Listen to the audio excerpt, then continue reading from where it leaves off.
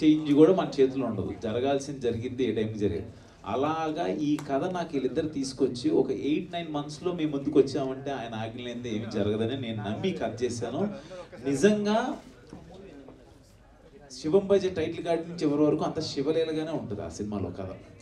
Maybe ఒక్కొక్కరికి ఒక్కొక్క part నచ్చొచ్చు entertainment కానీ, బట్ నాకు తీసుకెళ్ళిన విధానం, తీసుకెళ్ళి నాకు ఆ కథకి ఎలా లింక్ పెట్టాడు శివయ్య అనేది చాలా నాకు బాగా నచ్చిన అంశం అంటూ. అది శివయ్య ఆశీస్సులు అవన్నీ నాకు దాంతోపాటు యూనిక్ కాన్సెప్ట్ అని చెప్తున్నాను కదా. ఇప్పుడు మీరందరూ ఎవరైతే ఉన్నారో మీడియా మిత్రులందరూ కూడా అసలు కాన్సెప్ట్ అదిరిపోయింది అంటున్నారు. నాకు చాలా హ్యాపీగా ఉంది. దాంట్లో డివైనిటీకి రావడం, ఆ శివయ్యది రావడం అనేది నాకు ఇంకా హ్యాపీ.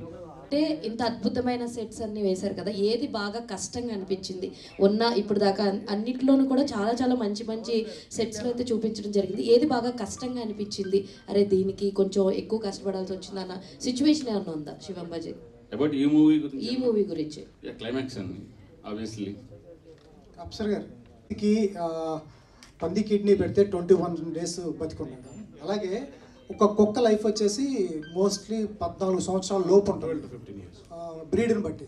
అటువంటిది ఆ ఐస్ తీసుకున్నప్పుడు అది ఎట్లా పనిచేస్తుంది, ఎన్ని ఇయర్స్ ఉంటుంది, దానికి జెనెటిక్ రీజన్స్ ఏముంటాయి? ఆయన స్టడీ చేశారు దాని గురించి?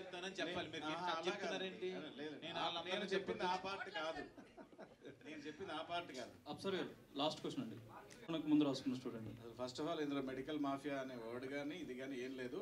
ఒక కాన్స్పిరసీ ఆలోచన వచ్చింది, ఆ ఆలోచనని హీరో లాస్ట్లో క్లోజ్ చేశాడు. There is nothing happened in that వే.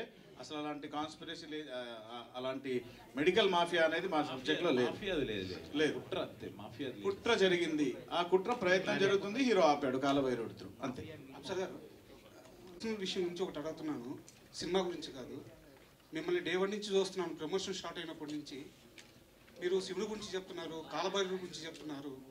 ఇందాక ముంబై వాడల్లో బాలగంగాధర్ తిలక్ వినాయక చవితి అంటే చూస్తుంటే మళ్ళీ మిలిటరీ బ్యాక్గ్రౌండ్. ఈ సినిమా కోసం మీరు దేవుళ్ళ గురించో హిందూ మతం గురించో తెలుసుకున్నట్లేదు, మీలో మత సామ్రాజ్యం అనిపిస్తుంది. అంటే బాలగంగాధర్ తిలక్ ముంబై మురికివాడల్లో వినాయక చవితి ఉత్సవాలు ఎందుకు చేశాడన్న విషయం నేను షార్ట్గా కట్ చేస్తా. ఇది మంచి పాయింట్ అడిగారు. ఇక్కడ ఉంటే ఇప్పుడు మీరు ఈ పాటలో ఉన్నారు, మీ ఇంటి పక్కన ఎవరైనా ఉంటే బాగా ఇష్టపడతారు మీరు. అదే మీరు వైజాగ్ వెళ్తే హైదరాబాద్ ఎవడైనా వస్తే బాగుంటుంది అనిపిస్తుంది. If you go to Delhi, తెలుగుడు అయితే చాలరా అనుకుంటారు కదా. బార్డర్లో సర్వీస్ చేసేటప్పుడు యూనిఫామ్ సర్వీసెస్లో ఒక మనిషి మన తోడు ఇండియన్ ఉంటే చాలరా అనే ఫీలింగ్లో ఉంటుంది. అక్కడ కులాలు మతాలు అలాంటివి ఏమి ఉండవు, అందరి గురించి తెలుసుకుంటాం అనమాట. అక్కడ నువ్వెవరు నేనెవరు ఉండదు, అందరూ కలిసి ఉంటాము. సో ఆ సోల్జర్కి ఉండే ఒక నేటివ్ థాట్ ఒకటి ఉంటుంది కదా. మా ఇంట్లో మా ఇంట్లో నలుగురం from defence, army, air force, నేవీలో ఉన్నాము.